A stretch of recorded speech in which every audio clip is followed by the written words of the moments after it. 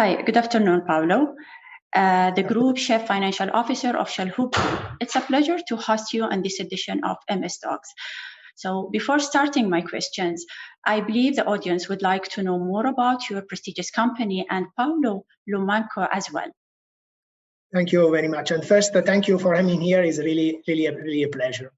So my name is Paolo LoMonaco. I'm Italian. I'm married and happy father of one daughter of 11 years old.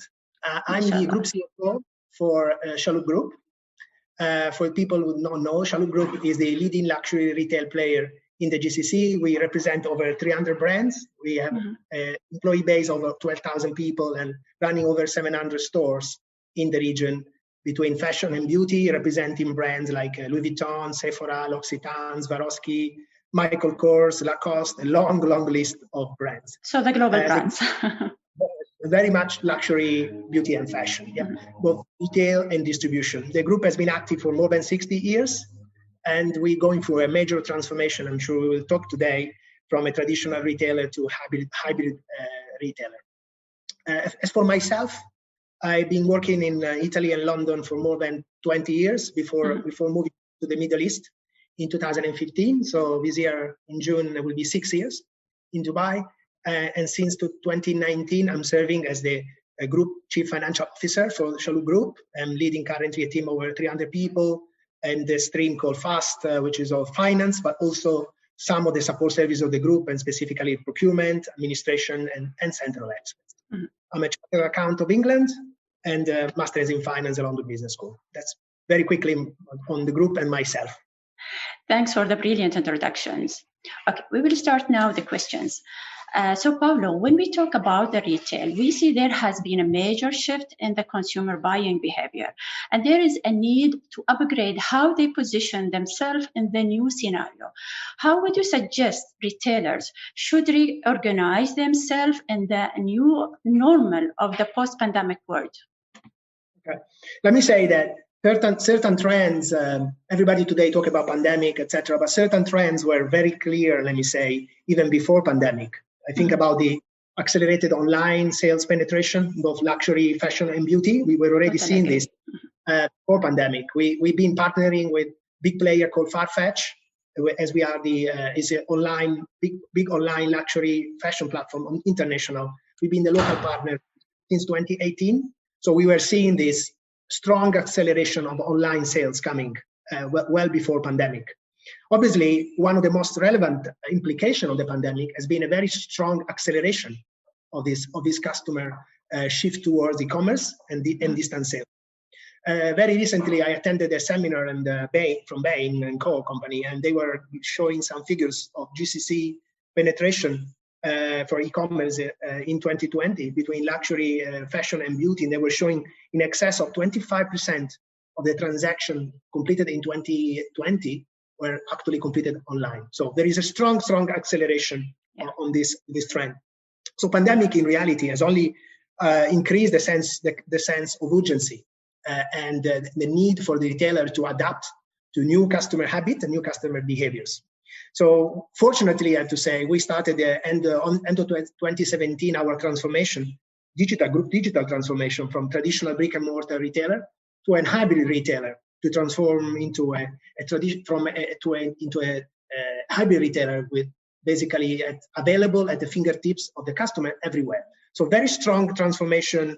We set up cross-functional teams in technology, in finance, commercial teams to really launch a new website, revisit our store network, and accelerate our 2020 sales performance in e-commerce by 4 times versus 2019. So my suggestion for retailers in the post-pandemic is basically on 2 folds. Number 1 is invest time, money, and energy in really understand how to delight your customer. Investment in technology and data analytics is really crucial to remain relevant, because otherwise what would be the objective of a retailer? Yeah, really exactly.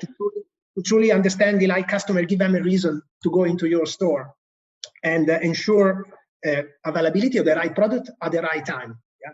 If you don't manage to do this and delight our customer and give them a reason to come and visit our stores, I think the risk is that we become very much quickly irrelevant, because either being cut undercut by the brands, which can access directly the customers through online channels, or through a player like Amazon, which very much price-oriented and commoditized.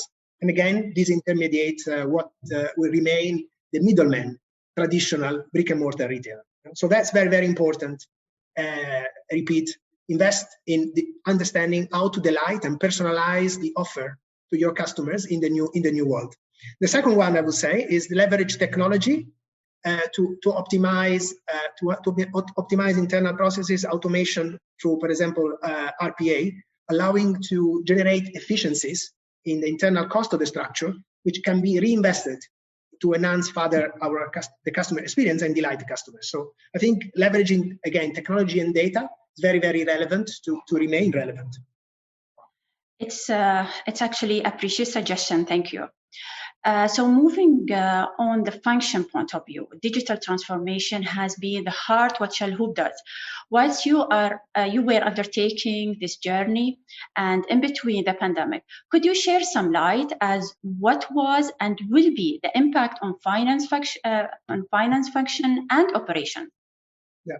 So as said, fortunately, we started our transformation before pandemic. So when COVID hits, we were in the middle of it, and we had to accelerate what was the original plan. Yeah.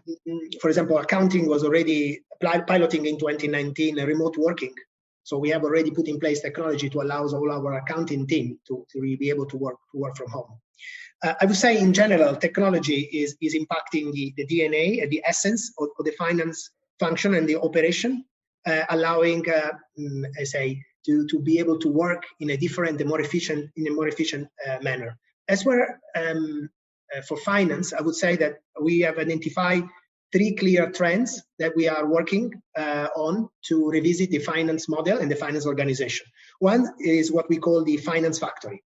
So basically, technology is driving a new delivery service model for finance, or kind of robots, robotics process automation, algorithms, with all augmenting the finance workforce. And basically allowing to run the traditional reporting and rule-based transactional finance part in a much more efficient way. So basically, the implementation of robotic process automation is aimed at doing in finance back office what traditional automation has done in the past in manufacturing environment. Yeah. So finance factory, trend number 1. The second one is the change in the traditional finance cycles. So we are transforming in a way to move into much more of a real-time finance. So decision making is no more linked to periodic reporting. So we not wait for the traditional closing to take decision, but we actually tend to accelerate our reporting cycles and to move to much more in a real-time basis, so that we can basically take much more quick decision to support our business. Yeah. Obviously, the traditional reporting will remain for the purpose of bank relationship, external auditors, etc. Yeah, sure. But the management reporting in terms of the support to business, it becomes much more real time. And again, this is based on availability of technology. And final is what we call self-service finance. So we're moving from a world where a world of subject matter expert, where only the subject matter expert of finance master the utilization of the tools, which are the financial reporting tool, to working as the mean to basically translate and make the information available to the non-finance stakeholders. While today we're moving in a world of self-service finance with automated dashboards, which are much more easily intuitive. It's basically a click from any user. Doesn't need to have any finance knowledge, and he'll be able to have much more intuitive monitoring, again on a real-time basis, on the financial performance. Yeah.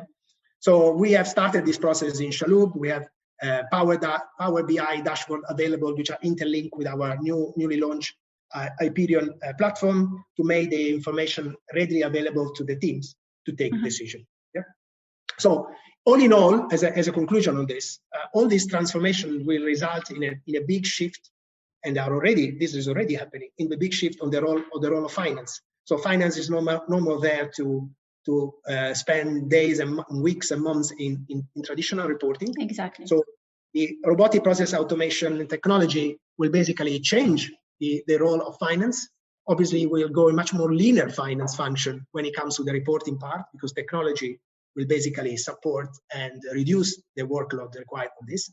But we will need to double down on much more important areas when it comes to business partnering part. So finance will become a bit of small command centers with real-time availability of information to really generate insights and action plans for the business to take better decisions. This is how we have developed, and we are moving in Chalhoub from a finance transformation perspective, with the hub and spoke model from the central of finance to be the one progressing all the technology for the group, and then the group leverage on the commercial insight. So I think it's very, very interesting time for finance, very, very challenging for transformation purposes. Yeah, it is challenging, but it's a good investment as well. Okay, so yeah, moving to my last question. With the vaccine, Expo 2020, and more positive outlook for 2021, what is your view in the coming time ahead? Well, that's probably the most difficult question, because the environment is extremely volatile. Yeah. So we have spent considerable time to, let me say, prepare our scenarios for 2021, and together with our strategy team to understand what could be the scenario for 2021. So what is the final outcome of that study, on all the variables in terms of GDP, tourist flows, oil price, etc. We see 2021 a year where the luxury business in GCC will probably still be below, on average, so on a full year basis, below the pre-COVID level. However, probably only by a few points, and probably better than a relative performance on luxury business outside the GCC. This is linked to certain specificity in countries like KSA, where we see a big acceleration, and we continue to be very bullish in our expectation for the country because of the social economic transformation in the country and the Vision 2030 put in place locally. We continue to see a strong acceleration on our business. So we are basically seeing a sort of, let me say, compensation between countries like UAE and Bahrain, who are still suffering, at least for the initial part of the year, because of the lower touristic flows. However, on the back of the Expo 2020, was Expo 2020, now Expo 2021, coming towards the end of the year, we think that in Q4 we will see a recovery in the UAE business, while Saudi and Kuwait, so countries where we are less reliant on touristic flows, will allow us to balance, in fact, because obviously by having limitation of travel for the residents, this means that we are going to repatriate some of the luxury demand that normally the local consumer would normally spend in Paris, London, or Milan when traveling abroad during the summer, above all during the summertime. Yeah. So we see some balancing there. We're very again bullish in our Saudi. We see there are big infrastructure projects progressing. We have a good plan of expansion in Saudi Arabia on our brands. With a big investment in terms of talent acquisition in Saudi Arabia and technology transformation, as I was mentioning before. So all in all, we remain positive. Yeah, the group has made big investment in the last 2-3 years to prepare for accelerated transformation, and hopefully with Saudi helping us in the first part of the year, and then we will see a recovery in the UAE towards the year-end part. We shouldn't be too far from our 2019 pre-COVID level. Inshallah. Yeah. Okay. Is there anything that you would like to highlight, announce, suggest, or bring to an attention to word for your closing remarks? I will simply close. I want to close with a word of encouragement to the finance community. I know it's been a very, very difficult 2020, and the situation is still very, very, very tense.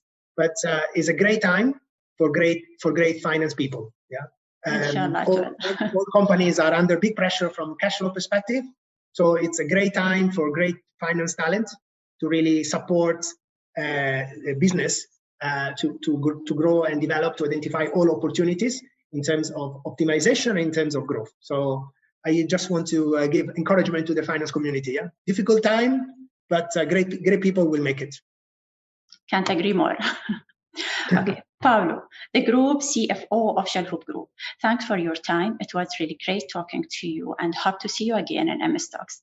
Thank you. Thank you very much. Thank you very much for having me. Bye-bye. Okay, bye-bye.